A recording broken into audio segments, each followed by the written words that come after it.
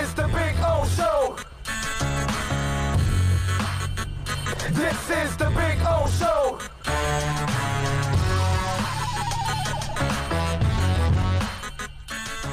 JM says, how should the Heat handle the Bam extension? Well, dude, I think the way I understand it, it's really not up to the Heat.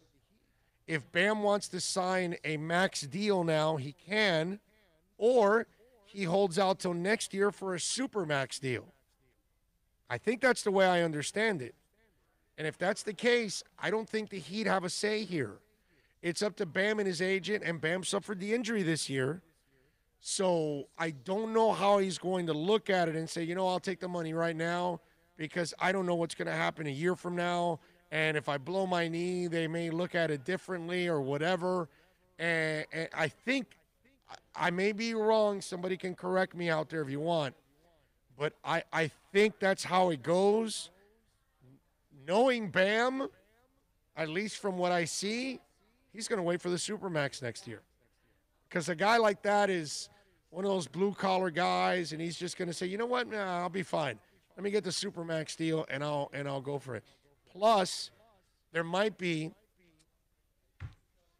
a little wink here, and the Heat says, hey, you're going to get the Supermax no matter what. Play your ass off this year like you normally do, and we'll sign you your deal next year. But give us the opportunity to have the opportunity to go next year looking for somebody, and then we can re-sign you because you're one of ours. So I could see that, too, where Riley sits there. And I don't believe it's the first time. I think the Heat have done this several times.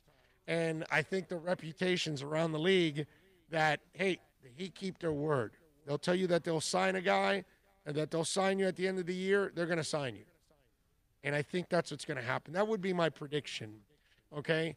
I have no proof, all right?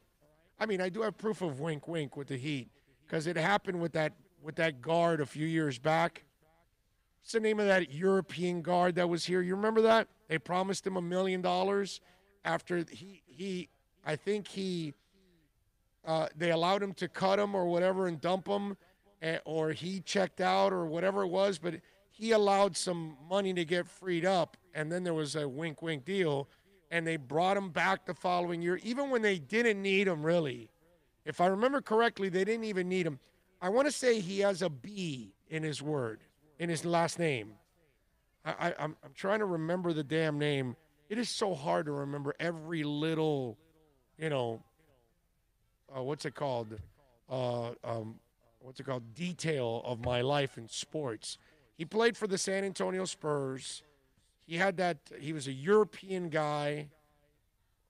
What's the guy's name? But anyway, I'm sure they've done that several times.